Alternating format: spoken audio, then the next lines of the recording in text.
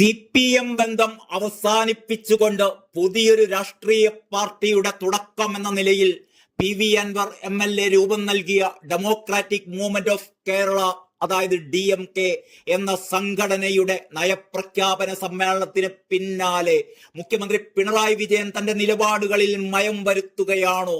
പിണറായിക്ക് അൻവറിന്റെ പോക്കിൽ പേടി തുടങ്ങിക്കഴിഞ്ഞോ? അല്ലെന്ന് ആര് പറഞ്ഞാലും തൽക്കാലം അത് വിശ്വസിക്കാൻ ബുദ്ധിമുട്ടാണ്. കാരണം ഇന്നിതാ പിണറായിയുടെ സ്വന്തം ADGP MR അജിത് കുമാറിനെ പിണറായി കൈവിട്ടിരിക്കുന്നു. ഇതിന് പിന്നിൽ DGPയുടെ റിപ്പോർട്ടൊന്നുമല്ല, അൻവർ പേടി തന്നെയാണ്. നിലമ്പൂരിൽ അൻവറിന്റെ ആദ്യ രാഷ്ട്രീയ വിശദീകരണ യോഗം മുതൽ പിന്നീട് കോഴിക്കോട്ടും ഇപ്പോഴിതാ മഞ്ചേരിയിലും പതിനായിരങ്ങളാണ് അൻവറിന് പിന്തുണയുമായി എത്തിയിരുന്നത്. CPM-ലെ യുവാക്കളിൽ നല്ലൊരു പങ്കും അൻവർ പറയുന്നതിൽ കാര്യമുണ്ട് എന്ന് തിരിച്ചറിഞ്ഞ് അൻവറിനോടൊപ്പം പോയി തുടങ്ങും എന്ന ഞെട്ടലിലാണ് പിണറായി പേരിനെങ്കിലും അജിത് കുമാറിനെതിരെ നടപടിയെടുത്തിരിക്കുന്നത്. പക്ഷെ ഇതിനൊരു നടപടി എന്നൊന്നും വിശേഷിപ്പിക്കാനാവില്ല. തൽക്കാലം CPI-യെ ഒന്ന് തൃപ്തിപ്പെടുത്താം, പിന്നെ അടിമകളായ ശിങ്കിടികളെയും ന്യായീകരണ തൊഴിലാളികളെയും. മറ്റുള്ളവർക്കൊക്കെ കാര്യങ്ങൾ ഏതാണ്ട് ബോധ്യമായിട്ടുണ്ട്. ഇതൊരു കണ്ണുപൊത്തി കളിയാണ്. അങ്ങനെ ഏറെ നാളത്തെ വിവാദങ്ങൾക്കൊടുവിൽ ADGP MR അജിത് കുമാറിനെ ക്രമസമാധാന ചുമതലയിൽ നിന്ന് നീക്കിക്കൊണ്ടുള്ള ഉത്തരവിറങ്ങിയിരിക്കുന്നു. പോലീസ് ബറ്റാലിയന്റെ ചുമതല തുടരുമെന്നാണ് അറിയുന്നത്. ADGPയുടെ വാദങ്ങൾ തള്ളിക്കൊണ്ടുള്ള DGP റിപ്പോർട്ട് ഉണ്ടായിട്ടും നടപടി സ്ഥാനമാറ്റത്തിൽ മാത്രം ഒതുങ്ങി എന്നതാണ് ശ്രദ്ധേയം. ADGP MR അജിത് കുമാറിനെ ക്രമസമാധാന ചുമതലയിൽ നിന്ന് സായുധ പോലീസ് ബറ്റാലിയനിലേക്ക് സ്ഥലം മാറ്റി എന്നാണ് സർക്കുലർ വാർത്താക്കുറിപ്പ്. ഇന്റലിജൻസ് ADGP മനോജ് എബ്രഹാമിനെ ക്രമസമാധാന ചുമതലയുള്ള ADGP-ആയി മാറ്റി നിയമിച്ചിട്ടുണ്ട്. മനോജ് എബ്രഹാം ക്രമസമാധാന ചുമതലയിലേക്ക് മാറുമ്പോൾ പകരം ഇന്റലിജൻസ് ADGP-യെ നിയമിച്ചുകൊണ്ടുള്ള ഉത്തരവ് നാളെ ഇറങ്ങുമെന്നാണ് അറിയുന്നത്.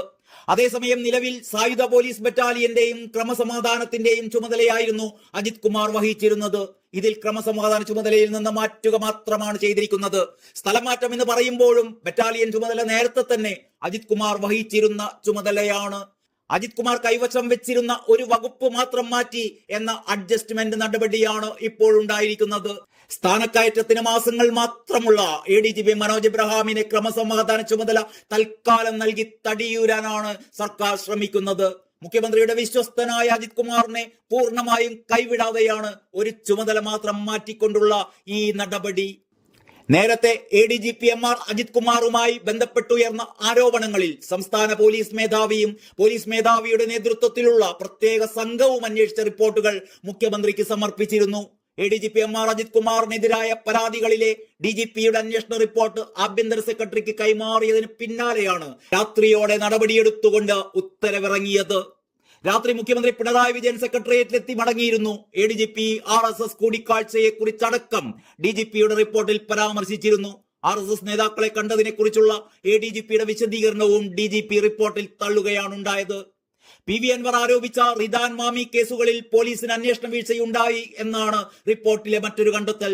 റിദാൻ കേസിലെ അന്തിമ റിപ്പോർട്ടിൽ അന്വേഷണ ഉദ്യോഗസ്ഥർക്ക് വീഴ്ച സംഭവിച്ചു എന്നും മാമി തിരോധാന കേസിലെ ആദ്യഘട്ടത്തിൽ അന്വേഷണ വീഴ്ചയുണ്ടായി എന്നുമാണ് റിപ്പോർട്ടിലുള്ളത്. ഈ രണ്ട് കേസുകളും ക്രൈംബ്രാഞ്ചിന് കൈമാറിയിട്ടുണ്ട്. DGP മുഖ്യമന്ത്രിയെ നേരിട്ട് കണ്ട് റിപ്പോർട്ടിലുള്ള തന്റെ കണ്ടെത്തലുകൾ ധരിപ്പിച്ചു എന്നാണ് മനസ്സിലാക്കാൻ കഴിയുന്നത്.